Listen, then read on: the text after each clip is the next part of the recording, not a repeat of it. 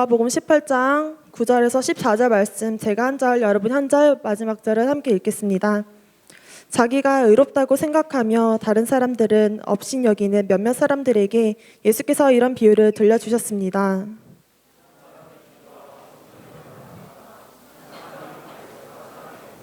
또 다른 사람은 셀이었다. 바리새파 사람은 서서 자신에 대해 이렇게 기도했다. 하나님, 저는 다른 사람들, 곧 남의 것을 빼앗는 사람이나 불의한 사람이나 간음하는 사람과 같지 않고 이 세리와도 같지 않음을 감사합니다.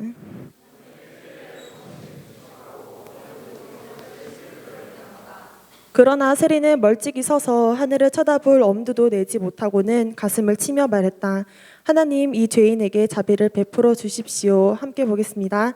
내가 너희에게 말한다. 이 사람이 저 바리새파 사람보다 오히려 의롭다는 인정을 받고 집으로 돌아갔다. 누구든지 자기를 높이는 사람은 낮아질 것이요 자기를 낮추는 사람은 높아질 것이다. 인간의 시작부터 지금까지 우리가 항상 싸워오는 문제가 하나 있습니다. 무엇이냐면 바로 죄의 문제입니다. 이 죄의 문제는 오늘을 살고 있는 우리에게만 심각한 문제가 아니었고요. 하나님께서 아담과 하와를 만드신 바로 그 순간부터 사람에게 있어서 죄의 문제는 치열하게 싸워야 되는 문제였습니다. 그러다가 예수님께서 거룩한 산 제물로 이 땅 가운데 오셔서 우리의 모든 죄를 지시고 십자가에 달려 돌아가시게 된 순간부터 사람들은요, 이 죄라는 것에 대해서 더욱더 집중하기 시작했습니다. 예수님이 죽고 난 이후에 수많은 사람들이, 예수님이 부활하신 이후에 수많은 사람들이 수도사로서의 삶을 시작했습니다. 그 이유는 무엇이었냐면 하나님과 더 깊이 교제하고 싶어서, 하나님의 뜻을 더욱더 분명하게 알고 싶어서 세속적인 것들을 끊고 광야로 들어가서 그곳에서 수도사 생활을 시작합니다. 그런데 아무리 세상의 것들을 끊는다고 하더라도 벗어날 수 없었던 죄악의 문제들이 드러나게 됩니다. 그리고 그 수도사들은 그것들을 통해서 8가지의 악한 사상이라고 부르면서 그 악을 인생 가운데 어떻게 제거해야 되는지에 대한 고민을 시작했습니다. 그런 수도사들의 자기와의 싸움을 바라보던 교회는요, 그 죄의 문제가 수도사들의 문제뿐만이 아니라 우리의 문제이기도 하구나라는 것을 깨닫게 되고, 공의회에서 그것을 7가지로 정리를 하게 됩니다. 그것이 무엇이냐면 바로 7가지 치명적인 죄라고 불리우는 7개의 대죄라는 것입니다. 사실 7가의 대죄라고 하면요, 여러분들은 아마 이거를 떠올리실 거예요. 형제님들은 모두 공감하실 것 같은데, 7개의 대죄. 저 만화책의 제목이 7개의 대죄입니다. 7개의 대죄. 그거는 여러분들이 오늘 기점으로 만화책의 제목이라고 생각하지 마시고 7개의 대죄는 바로 교회 안에 있는 교리 중에 하나라는 것을 좀 아셨으면 좋겠어요. 여기 이제 7가지 대죄, 죄송해요, 제가 전문 분야다 보니까 제가 잠깐 설명을 조금 드리면, 여기에 이제 7명의 이제 주인공 캐릭터가 등장을 하는데 각자마다 가지고 있는 이름들이 있습니다. 그래서 보면요, 그 분노의 죄, 그리고 질투의 죄, 탐욕의 죄, 나태의 죄, 세욕의 죄, 폭식의 죄, 교만의 죄라고 불리우는 각각의 죄를 이 캐릭터들이 하나씩을 짊어지고 있어요. 그래서 관련된 스토리들을 이 작가가 아름답게 풀어내고 있고, 저도 다 봤습니다. 저도 이걸 다 봤고요. 그래서 이제 혹시나 7개의 대죄하면 여러분들이 이거를 먼저 생각하실 것 같은데, 이제부터 믿는 자들은 7개의 대죄, 영어로 말하면 세븐 데들리 신즈라고 불리우는 이 죄악에 대해서 우리가 이번에 조금 더 진지하게 고민하는 시간을 7주 동안 가져보려고 합니다. 그래서 이번 주부터 이 7가지의 죄에 대해서 이야기를 하는데요, 여러분들이 이 7주 기간 동안에는 모두가 내 안에 숨어져 있는 이 7개의 큰 죄에 대해서 다시 한번 고민해보고, 죄의 문제를 예수 그리스도의 이름의 그 이름과 보혈로 모두 깨끗게 됨을 경험할 수 있는 시간들이 되기를 주님의 이름으로 축복합니다. 오늘 말씀의 시작은요, 예수님의 비유로부터 시작이 되는데요, 이 예수님의 비유를 들려주신 대상에 대한 이야기가 9절 말씀에 등장하고 있습니다. 9절 말씀인데 우리가 같이 한번 읽어볼게요. 시작. 자기가 의롭다고 생각하며 다른 사람들을 업신여기는 몇몇 사람들에게 예수께서 이런 비유를 들려주셨습니다. 아멘. 오늘 예수님께서 비유를 들려주신 대상은 누구냐? 바로 자신이 의롭다고 생각하는 사람들이었습니다. 사실 이 대상은 정확히 말하면 바리새인과 서기관들이었습니다. 이들을 대할 때 딱 들으면 떠오르는 단어가 하나 있지요. 바로 뭐냐면 교만입니다. 교만. 그래서 7개의 대죄 첫 번째 시리즈로 우리에게 교만이라는 죄에 대해서 이 시간 여러분들과 같이 나누게 되기를 원합니다. 사실 믿는 자들이 가장 듣기 싫어하는 말이 무엇인가? 바로 이 교만이라는 단어인 것 같습니다. 적어도 근데 저는 그렇더라고요. 제가 여러분에게 몇 가지 나쁜 말을 이 시간 할 겁니다. 근데 여러분 한번 들어보시고 어떤 말이 제일 기분 나쁜 말인지 한번 좀 이렇게 생각을 해보시면 좋을 것 같아요. 제가 여러분에게 야, 이 바보 같은 자식들아 라고 말하면 기분 어떻습니까? 좋아요? 좋으면 네, 좋으면 안 되는데. 네. 자, 그리고 두 번째로 야, 너 신앙이 있기는 한 거야? 진짜 넌 나쁜 놈이야 라고 말하는 거 좋습니까? 너무 좋아요. 네, 세 번째로 야, 너 왜 이렇게 교만해? 너 진짜 교만한 것 같아. 어떻습니까, 여러분? 어떤 말이 사실 나쁜 말을 하는데 뭐가 더 나쁜지는 잘은 모르겠어요. 근데 저 같은 케이스는 교만하다는 말이 저를 굉장히 힘들게 합니다. 이제 저도 신앙생활을 하다가 이제 여러 사람들에게 이 이야기를 가끔 들을 때가 있었어요. 근데 그때마다 사실 약간 저에게 빠져서 헤어나오지 못하는 것들을 좀 경험하게 된 적이 있습니다. 이유를 생각해 봤는데요. 사실 교만하게 보이지 않으려고 제가 굉장히 신경을 쓰면서 살기 때문에 그 이야기가 저를 되게 힘들게 한다라는 것을 발견을 했었습니다. 성경에서 가장 중요한 가치 중에 하나가 무엇입니까? 바로 겸손 아닙니까? 겸손. 그런데 그에 반하는 교만이라는 개념이 사실 너무나 많은 사람들에게 큰 상처를 주기도 한다라는 것을 알게 되었습니다. 교만이의 단어의 뜻은 무엇이냐면 바로 자기 자신을 높이다라는 뜻을 가지고 있는데요. 스스로 자기 자신을 높이는 것뿐만이 아니라 좀 추가한 의미를 가지고 있습니다. 무엇이냐면 실제 상태보다 자기를 더 높이는 것을 교만이라고 이야기를 한다라는 겁니다. 인간은요, 하나님께서 인간을 창조하신 창조의 목적은 무엇이었냐면 피조물을 다스리고 그리고 하나님께 영광을 올려드리는 존재로 창조가 되었습니다. 그런데 인간은요, 그 상태를 본인이 망각해 버렸죠. 피조물을 다스리고 하나님께 영광을 올려드려야 되는데 하나님과 동등한 존재가 되고 싶어 했던 그 마음이 무엇입니까? 바로 교만이라는 거예요. 마찬가지로 그 아담과 하와를 유혹했던 존재가 사단이라는 존재인데 이 사단의 존재는 원래 하나님을 찬양하던 광명의 천사였습니다. 그런데 그가 왜 사단이 되었나요? 바로 그 마음 가운데 원래 가지고 있었던 하나님을 찬양하는 존재로서의 어떤 상태를 망각하고 하나님이 되고자 하고 그 영광을 자기가 받고 싶어 하는 이 교만에 빠졌기 때문에 그는 사단이라는 존재로 타락되어 버렸습니다.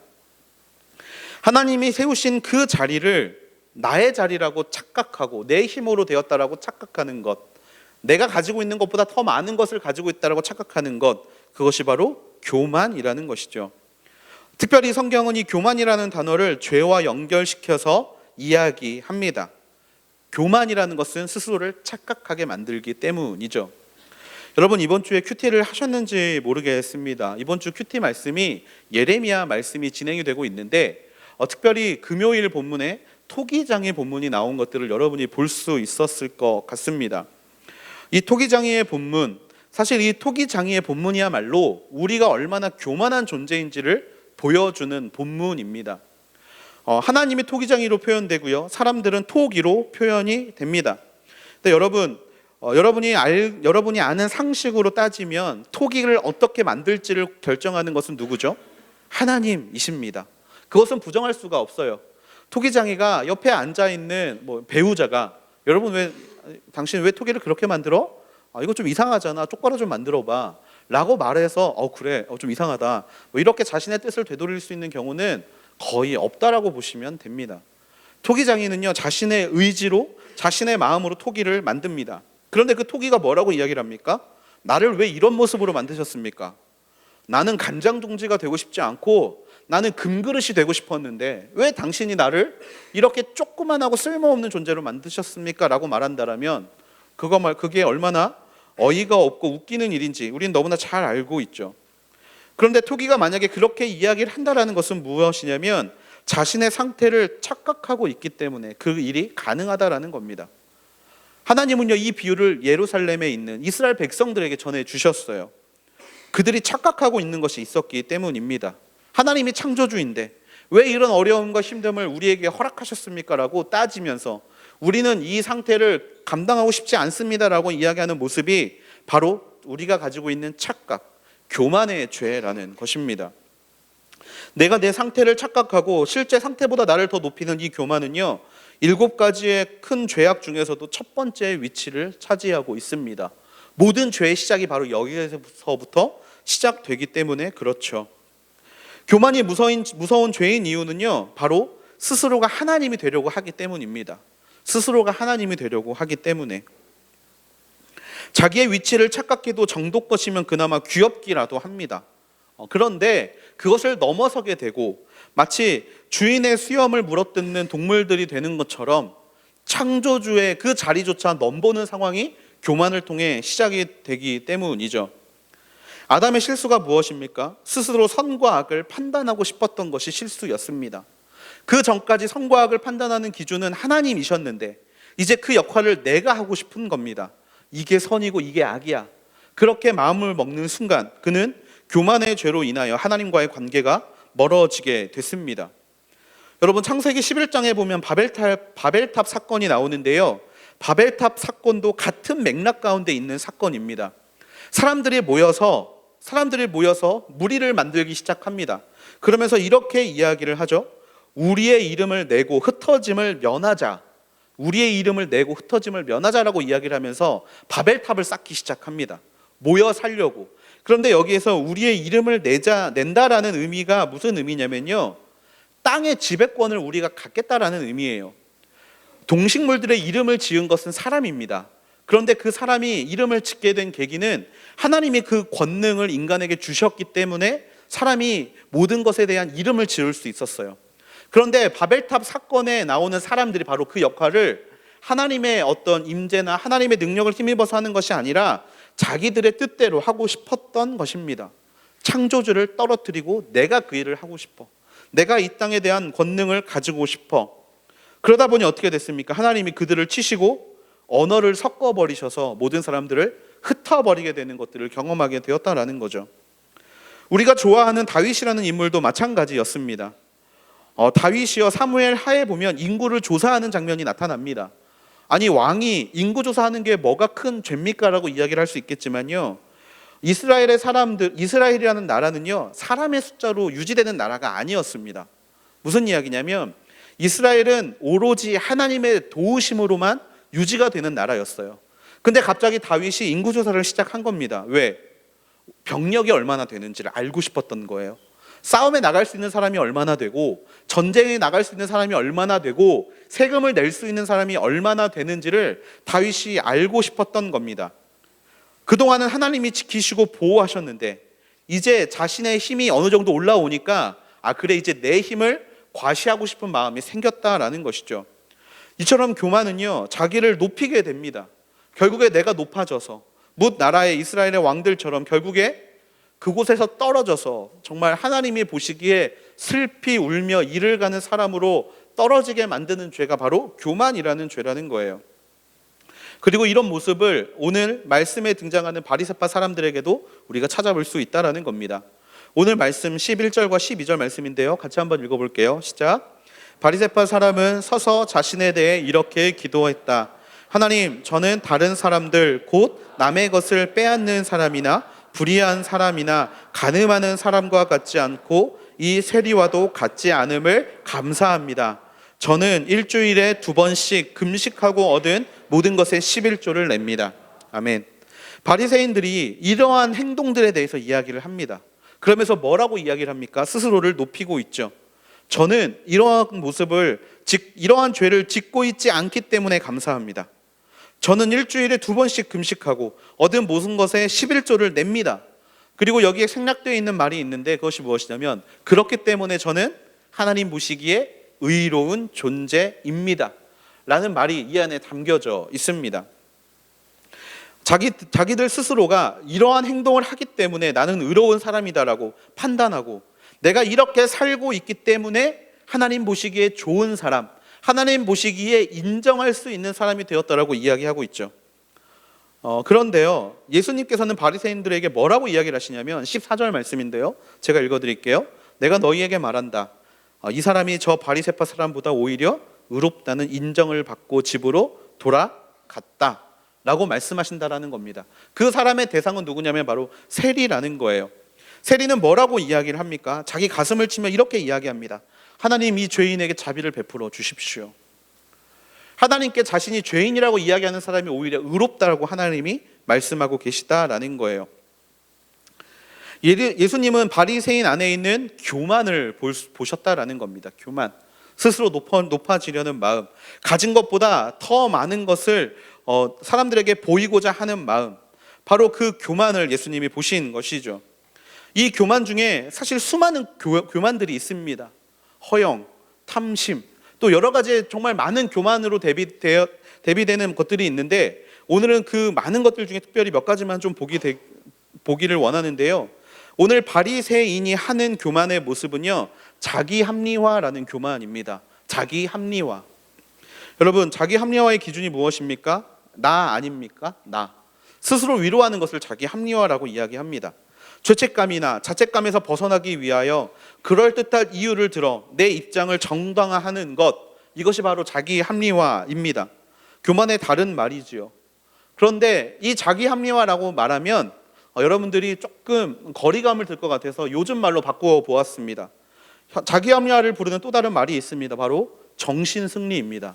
정신승리. 사실 우리는 수없이 이 정신승리를 하면서 살아갑니다. 왜? 그래야 내 마음이 편하기 때문이죠. 본인에게 불리하거나 나쁜 상황을 좋은 상황이라고 왜곡하여 정신적 만족을 얻는 행위가 바로 이 정신승리입니다. 나에게 불리한 상황을 좋은 것으로 해석하는 모습, 이것이 바로 정신승리라고 하는데요. 여러분, 정신승리가 교만인 이유가 무엇이냐면 바로 이 정신승리에서 기준을 제시하는 사람이 나이기 때문입니다. 나. 정신승리의 대표적인 예를 동화에서 한번 찾아보았는데요. 동화에도 이 정신승리가 있더라고요. 뭐냐면 이솝우화에 들어있는 이야기인데 여우가 길을 갑니다. 길을 가다가 포도나무를 발견하게 돼요. 그래서 포도나무에 있는 포도가 너무 먹고 싶은 겁니다. 그래서 포도나무를 바라보면서 저거를 먹어보려고 노력을 하는데 포도나무가 너무 높게 있다 보니까 그것을 따먹을 수가 없는 거예요. 그랬더니 이 동화에서 여우가 뭐라고 이야기를 하냐면 저 포도는 너무 시어서 맛이 없을 거야. 그러니까 나는 그냥 갈 길을 갈래 라고 이야기를 하면서 그 포도나무를 떠나는 장면이 등장합니다. 여러분, 이것이 바로 정신승리입니다. 내가 저 목적을 이룰 수 없기 때문에 그냥 지금 포기를 해야 되는데 그냥 포기하면 왠지 내가 패배자 같고 내가 왠지 뭔가 좀 부족한 사람 같으니까 그 패배를 아름답게 포장하는 모습, 이게 바로 이 여우가 보이는 정신승리라는 것이죠. 이 정신승리는 사실 그렇게 나쁜 것만은 아닙니다. 왜냐하면 인생을 살면서 수없이 좌절하고 낭망하는 순간에 우리의 마음을 지킬 수 있는, 좌절을 금지시킬 수 있는 좋은 기능도 물론 가지고 있습니다. 그런데 이게 믿음의 문제로 들어와 버리면, 영적 문제로 들어와 버리면 너무나 큰 문제를 불러일으킨다라는 겁니다. 하나님이 뭐라고 이야기하십니까? 의인은 없는데 하나도 없다라고 이야기하십니다. 모든 사람들 중에 아무런 의인이 없다라고 말씀하세요. 그런데 바리새인은 뭐라고 생각합니까? 의인이 되고 싶은 거예요. 의인이 되고 싶습니다. 그러니까 정신승리를 시작합니다. 나는 남의 것을 빼앗아 본 적이 없어. 나는 간음도 하지 않고, 나는 11조를 떼어 먹은 적도 없고, 나는 금식도 해. 그러니까 나는 의인이야. 하나님이 분명히 기준을 정해 놓으셨고 의인이 없다라고 말씀하셨는데 본인 스스로가 정신승리를 통하여서 나는 의인이다라고 판단하게 되는 상황을 지금 바리새인이 보여주고 있다라는 겁니다. 이 정도면 괜찮지 않아? 이 정도 사는데 나 훌륭하지 않아? 자기 혼자 이렇게 살면 상관이 없는데 이게 왜 문제가 되냐면 믿음의 공동체를 분열시키기 때문에 문제가 된다라는 겁니다. 혼자 교만한 사람은 괜찮습니다. 여러분이 혼자 시골에 들어가셔서 혼자 농사를 지으면서 살면서 그래 나는 농사를 정말 잘 지어. 난 이 세계 최고의 농부야. 뭐 이렇게 이야기를 하면서 살아가는 거 아무런 문제 없습니다. 근데 이게 왜 문제가 되냐면 공동체 안에 들어올 때 문제가 된다라는 거예요. 이렇게 자기 합리화에 빠져 있는 사람, 정신 승리를 매번 하는 사람들은요, 타인의 의견을 전혀 존중하지 않습니다. 남이 뭐라고 하는지 듣지 않아요. 다른 사람의 뜻과 생각은 전혀 중요하지 않습니다. 자기의 판단과 생각이 더 합리적이라고 생각하기 때문에 다른 사람의 의견이 별로 중요하지 않아요. 그리고 아무리 옆에서 이야기를 해도 자기 생각이 바뀌지 않습니다. 여러분 100번 이야기를 하는데 바뀌지 않는 사람은요, 이 교만함, 자기 합리화에 빠져 있는 사람이에요. 그러면 어떤 문제가 발생합니까? 소통이 되지 않습니다. 소통이 되지 않아요. 결국에 그 소통되지 않음이 상처로 다가오게 됩니다. 마치 바리새인이 지금 세리에게 상처를 주고 있는 것처럼. 또 높은 권위에서 오는 정당한 지도나 통치를 무시합니다. 다른 사람의 말을 듣지 않는데 권위자의 말도 듣지 않게 되는 거예요. 그러다 보니까 말씀해 보면 예수님이 굉장히 바리새인과 서기관들에게 심한 말을 하시는 것들을 우리가 찾아볼 수가 있습니다. 다른 사람들한테는 그 정도까지 뭐라고 하지 않으세요. 그런데 유독 바리새인과 서기관들에게는요, 또 사두개인들에게는 심하게 말씀하십니다. 뭐라고 이야기를 하시냐면 독사의 자식들아, 이 회칠한 무덤들아. 정말 심한 말씀을 하세요. 당시에 말하면 되게 큰 욕인데 예수님이 신랄하게 말씀하시는 이유가 무엇이냐면 그들의 교만이 공동체를 무너뜨렸기 때문입니다. 하나님과 인간의 공동체가 이 교만 때문에 깨져버렸고 하나님께서 세우시는 공동체가 교만이라는 문제 앞에 무너지는 것들을 하나님은 수없이 봐오셨기 때문에 이 교만으로 인해 공동체가 무너지는 것들에 대해서 하나님은 그렇게 예수님은 신랄하게 말씀을 하셨다라는 거예요. 여러분 바리새인이 어떤 사람들입니까? 경건한 사람들이었습니다. 기도하는 사람들이었어요. 구제하는 사람들이었고 금식하는 사람들이었습니다. 너무나 훌륭하지 않습니까? 그런데 왜 이 사람들이 교만에 빠집니까? 이렇기 때문에 나는 다른 사람들에게 인정받아야 돼 라는 마음으로 흘러가 버렸기 때문입니다. 나는 바리새파 사람이야. 나는 의로운 사람인데 너는 바리새파가 아니잖아. 그러면 너는 경건하지 않은 거 아니야? 라고 다른 사람들을 정죄하기 시작했기 때문입니다. 스스로 상석에 앉기를 좋아하는 자가 되었고 사람들의 문안을 받는 것을 당연히 여기는 사람이 되어버렸습니다. 사람이 보는 데서 기도해야 사람들이 나를 의롭다라고 여겨줄 거라고 이야기를 하기 시작하고 본인이 금식하는 것을 숨기지 않고 이렇게 율법을 지키고 있는 내가 훌륭한 사람이라고 스스로 판단해 버렸기 때문에 정신 승리를 해버렸기 때문에 이들은 공동체를 무너뜨리는 존재가 되어버렸다라는 거예요. 근데 그들의 이 정신 승리하는 사람들의 문제는요, 거기서 그치지 않습니다. 그 자신이 가지고 있는 이 정신 승리를 다른 사람들에게 이야기하는 것에서 문제가 또 한 번 시작이 된다라는 거예요. 나는 이렇게 사는데 넌 왜 그렇게 살지 못해? 난 이렇게 열심히 기도하는데 너희 왜 이렇게 기도하지 않아? 라고 정죄하는 모습이 등장하게 된다라는 겁니다. 그런 것이 바로 이 영적 교만으로 흘러가게 돼서 결국에는 모든 것들을 파괴하는 교회 안에서 하나님이 가장 끔찍하고 심각하게 생각하시는 교만이라는 죄로 나타나게 된다라는 거예요. 하나님은요, 영적 교만에 대해서 우리에게 이렇게 말씀하십니다. 로마서 15장 1절 말씀인데요. 같이 한번 읽어볼게요. 시작. 우리 강한 사람들은 마땅히 연약한 사람들의 약점을 감싸주고 자기가 기뻐하는 대로 하지 않도록 해야 합니다. 아멘.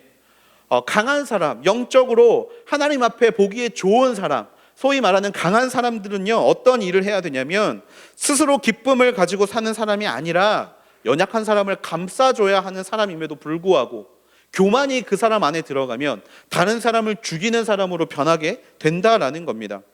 이런 일들이 교회 안에서 너무나 많이 일어나고 있다라는 거예요. 사실 이 말씀을 드리면서 예시를 참 많이 찾아봤는데 다른 사람들의 이야기를 하는 것보다 좀 너무나 부끄러운 이야기지만 제 이야기를 좀 해보려고 합니다. 제가 서브 교역자로 있을 때였습니다. 제가 있었던 공동체는요, 새벽 기도를 드리지 않는 공동체였어요. 따로 공동체 안에 새벽 기도의 장소가 없었던 곳이었습니다. 근데 제가 그게 너무 사실 좀 이렇게 마음이 좋지 않아서 그곳에서 새벽 기도를 만들고 2년 동안 다른 교역자들이 새벽 기도에 한 번도 나오지 않았는데 그 2년 동안 그 새벽 기도의 자리를 제가 지켰던 적이 있었습니다. 헤드 리더십, 근데 그 자리를 지키면서 제가 이제 기도를 해야 되는데, 지나고 보니까 그 2년의 자리를 지키면서 제 안에 이 교만함이 쌓이기 시작했더라고요. 그것을 언제 알게 되었냐면, 리더십을 세우는 문제 앞에서 교역자들이 모여서 이야기를 했던 적이 있습니다. 이 사람을 세워야 합니다. 이 사람을 세워야 합니다. 같이 기도하면서 그 결정에 대해서 이야기를 했던 적이 있는데, 몇 사람을 세우는 문제에 대해서 이제 의견이 대립이 되기 시작하는 거예요. 몇 사람을 세우는 문제에서 분명히 근데 저는 기도해봤는데 이 친구는 아닌 것 같습니다. 이 사람은 아닌 것 같습니다. 이런 이야기들이 회의석상에 나오기 시작했습니다. 서로 이 대립이 너무 심해지고 서로 이게 통합이 되지 않다 보니까 회의가 길어졌어요.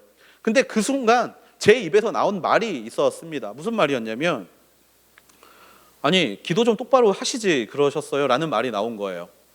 여러분들 새벽 기도 한 번도 안 나오시지 않았나요? 여러분들 전 하루에 3시간 이상 기도하는데 교역자라면서 하루에 몇 시간이나 기도하시면서 지금 이 문제 앞에 서 계시나요? 라는 이야기를 제가 했습니다. 참 부끄럽지만 제가 했어요.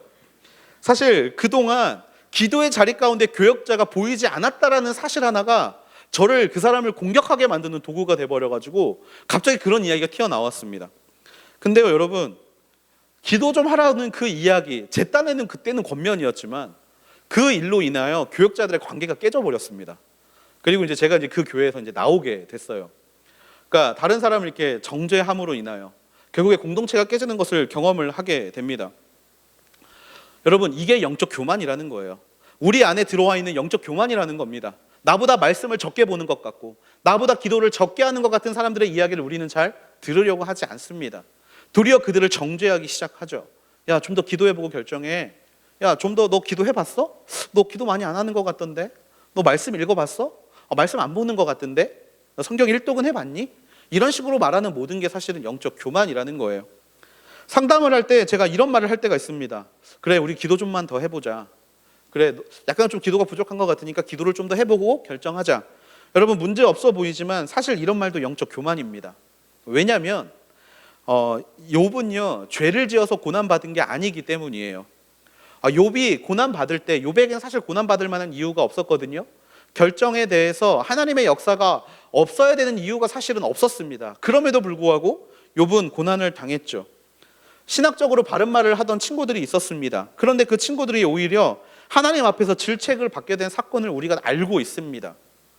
왜 이런 문제가 생기게 되나요? 영적 교만 때문에.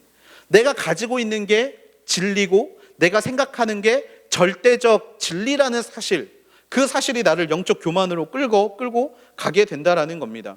그런데요, 그 순간에 하나님의 영광이 사라져버림을 우리는 기억할 수 있어야 합니다.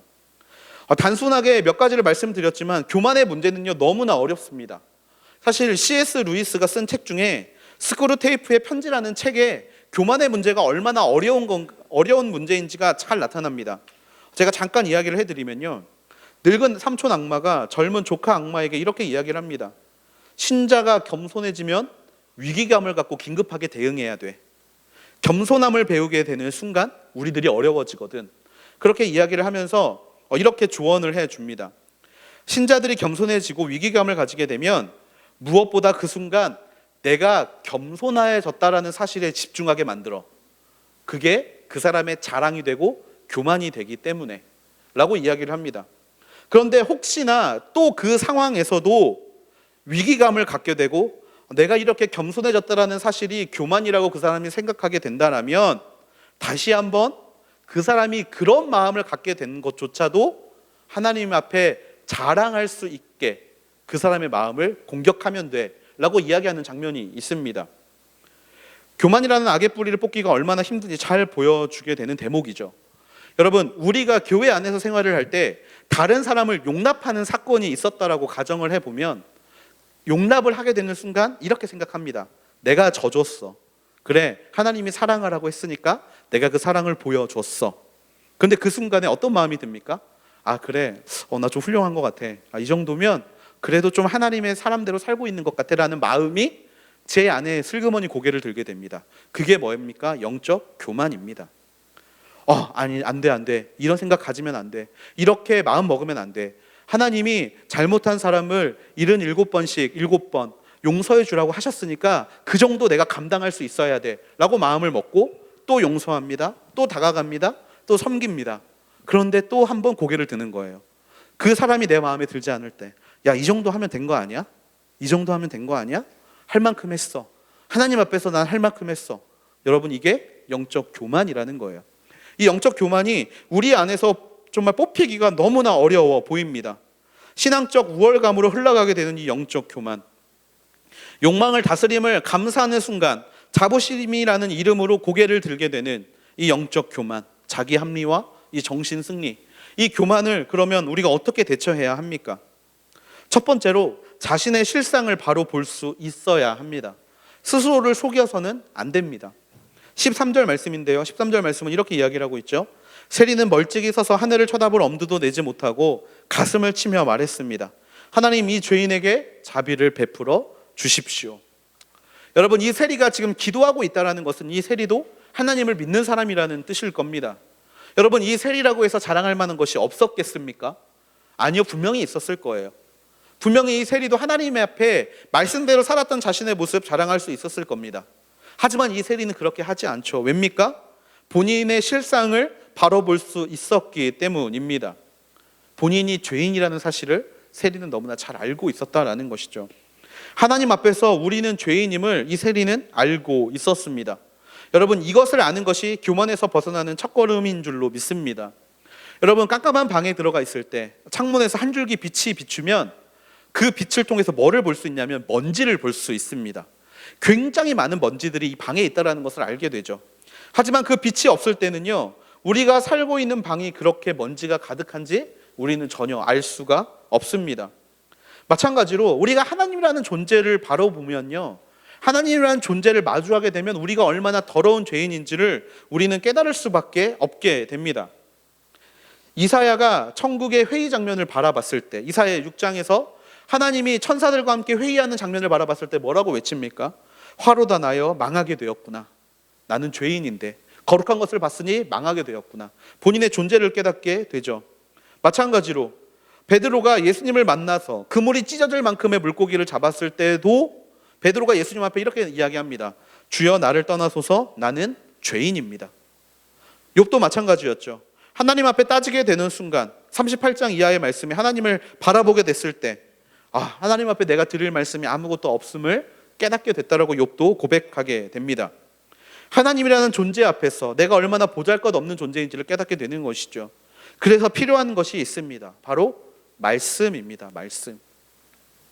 여러분, 교만에 빠지지 않기 위해서 우리에게 필요한 것이 바로 말씀입니다. 말씀에는요, 하나님이 좋아하는 것과 싫어하는 것이 명백하게 적혀져 있습니다. 하나님을 사랑하는 것이 무엇인지 적혀져 있고요, 하나님을 기뻐하는 것이 무엇인지가 적혀져 있습니다. 이스라엘 백성들은 하나님의 거룩과 그분의 요구를 만족시키기 위해서 말씀을 보았습니다. 그게 무엇이냐면 바로 십계명이라는 거예요. 율법이라는 겁니다. 율법에는요, 하나님의 의가 있습니다. 그 의를 통하여 깨닫게 되는 것이 무엇이냐? 바로 자신들의 부족함과 무능력함이라는 것입니다. 말씀을 봤더니 나는 온전한 사람이 아니구나. 그렇게 무능함을 깨닫습니다. 말씀을 봤더니 지킬 수 있을 만한 것이 하나도 없구나. 그렇게 무능력함을 깨닫게 됩니다. 그렇게 깨닫게 된 사람이 찾을 수 있는 존재는 누굽니까? 하나님밖에 없다라는 거예요. 교만은 내가 할 수 있다. 하지만 말씀은 네가 할 수 없다라는 것을 우리에게 끊임없이 보여주게 된다라는 것입니다. 그래서 말씀은 우리에게 있어서 거울의 역할을 합니다. 하나님의 말씀에 우리를 비추어 보았을 때 우리가 얼마나 부족하고 연약하고 정말 우리가 얼마나 약한 존재이고 악한 존재인지 깨닫게 해주죠. 그래서 거울을 바라보면 우리가 한 존재를 찾을 수밖에 없게 된다는 겁니다. 거울을 보게 되면, 말씀이라는 거울을 보게 되면 하나님, 나를 도와주십시오. 바울은 이러한 깨달음에 대해서 고린도전서 3장 18절에서 20절을 통해 이렇게 이야기하고 있습니다. 자신을 속이지 마십시오. 만일 여러분 가운데 누가 이 세상에서 지혜 있다라고 생각한다면 어리석은 사람이 되십시오. 그렇게 해야 진정 지혜 있는 사람이 될 것입니다. 이 세상의 지혜는 하나님 보시기에 어리석은 것입니다.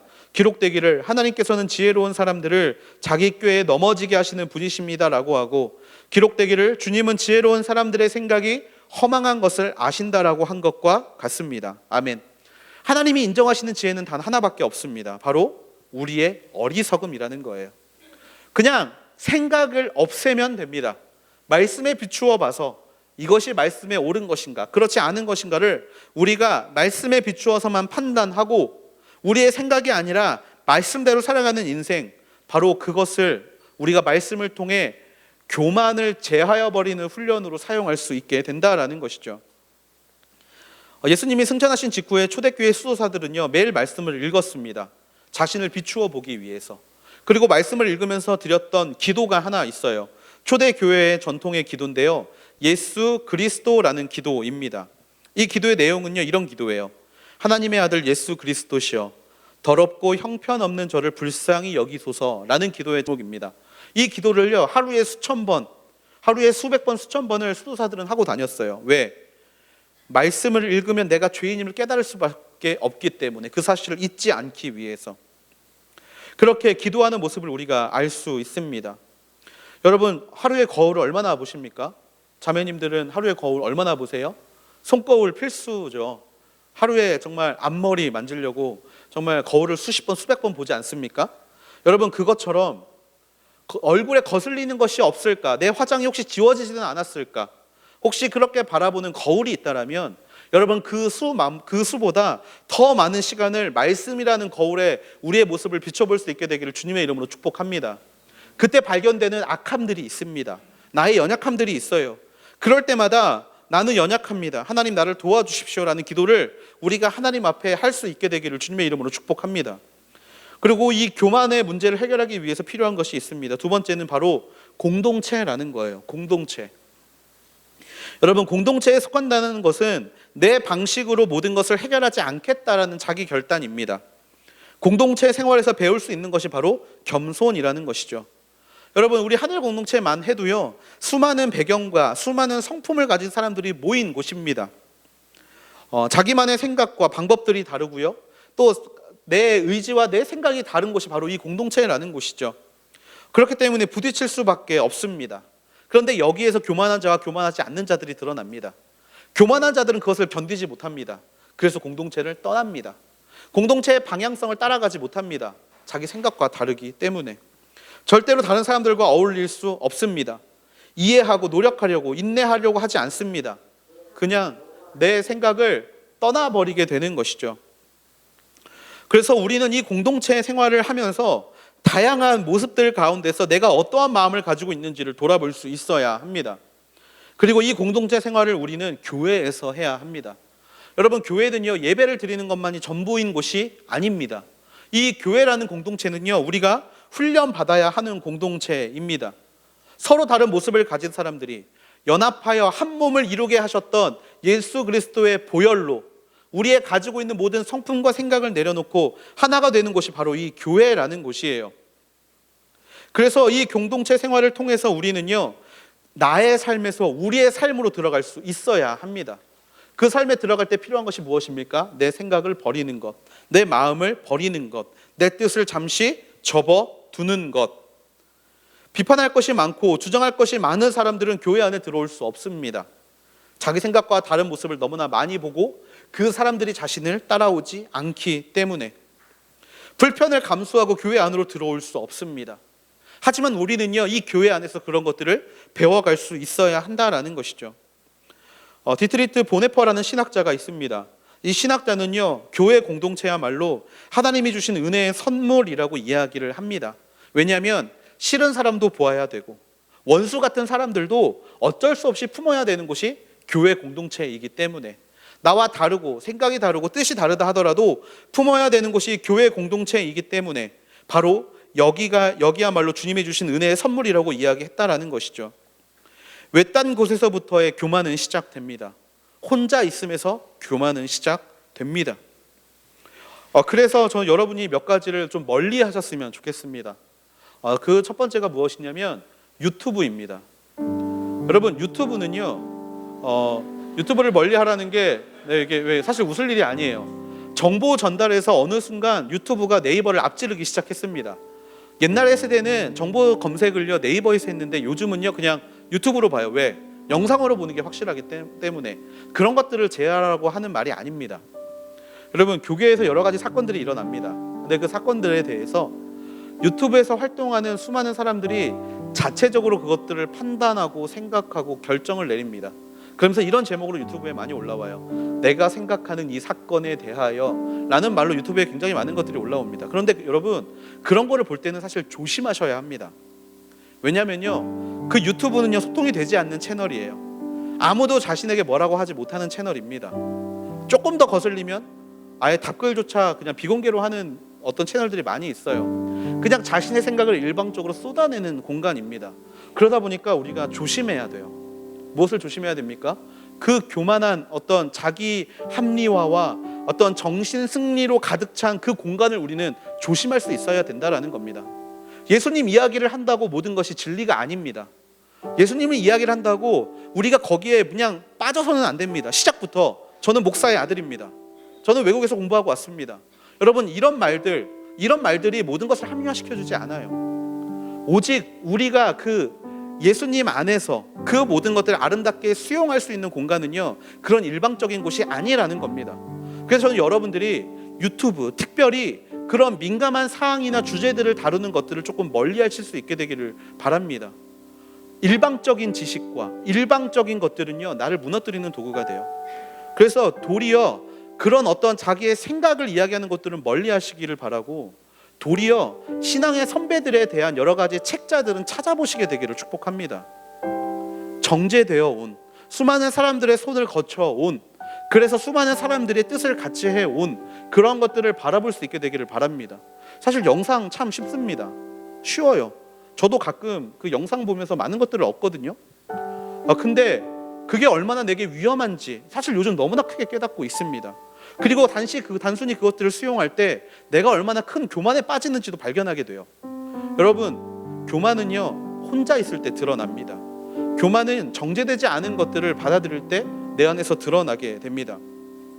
예수님은요, 어떤 존재셨냐면요, 예수님은 끊임없이 우리에게 너희들은 피조물이라는 것을 기억하라고 이야기하십니다. 우리들이 가지고 있는 게 전부가 진리가 아니라는 의미예요. 그리고 그분은요, 스스로 낮은 자리를 찾아가시면서 의지적으로 낮아지려고 노력하시는 분입니다. 의지적으로 낮아지셨다라는 이야기가 무엇입니까? 끊임없이 다른 사람들의 이야기를 듣고, 끊임없이 다른 사람들과 소통하면서 다른 사람들의 발을 씻기고 나귀를 타고 입성하시고 친히 그 수치의 자리인 십자가를 지셨다라는 거예요. 여러분, 우리의 삶에도 그런 모습이 있어야 할 줄로 믿습니다. 그것이야말로 우리를 겸손의 길로, 교만의 길로 빠지지 않고 겸손의 길로 이끄시는 하나님의 능력인 줄로 믿습니다. 여러분, 교만은요, 우리를 죽이는 죄입니다. 특히 교만은요, 믿는 자들을 나락으로 떨어뜨리는 가장 심각한 죄입니다. 그 교만의 문제에서 해결되기는, 그 교만의 문제를 해결하기는, 또 그 교만의 문제에서 우리가 빠져나오기는 쉽지가 않습니다. 그렇기 때문에 끊임없이 말씀을 볼 수 있는 저와 여러분이 되기를 기도합니다. 그리고 끊임없이 교회 안에서 나를 연단시킬 수 있게 되는 저와 여러분이 되기를 주님의 이름으로 축복합니다. 그리고 끊임없이 말씀을 통해 나 스스로를 연단하고 다시 한번 정죄하여서 하나님이 진짜 원하시고 기뻐하시는 뜻이 무엇인지를 발견할 수 있게 되기를 주님의 이름으로 축복합니다. 마지막으로 이 교만의 모습이 아닌 겸손의 모습을 우리에게 보여주신 예수님에 대한 말씀을 읽고 마무리하려고 합니다. 이 말씀을 좀 저와 여러분이 같이 읽었으면 좋겠는데요, 빌립보서 2장 6절에서 11절 말씀입니다. 같이 한번 읽어보겠습니다. 시작. 그분은 본래 하나님의 본체셨으나 하나님과 동등됨을 기득권으로 여기지 않으시고 오히려 자신을 비워 종의 형체를 가져 사람의 모양이 되셨습니다. 그리고 그분은 자신을 낮춰 죽기까지 순종하셨으니 곧 십자가에 달려 죽으신 것입니다. 그러므로 하나님께서는 그를 지극히 높여 모든 이름 위에 뛰어난 이름을 주셨습니다.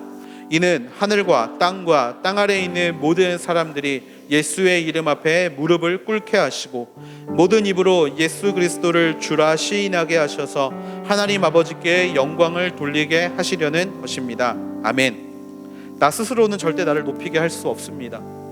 나를 높일 수 있는 분은 오직 우리 하나님 한 분뿐이심을 믿습니다.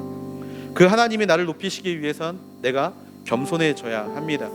여러분, 우리의 생각 내려놓으시고요, 우리 마음에 일어나는 그 모든 의로움의 행동들, 자기 기만적인 모습들 내려놓아야 하시고요, 자기 합리화 또는 그때는 편한 정신승리 모두 내려놓고 하나님 앞에 나아갈 때 하나님이 우리를 지극히 높여 예수 이름 앞에 모든 이름을 무릎 꿇게 하는 역사를 우리 인생 가운데 보여주실 줄로 믿습니다.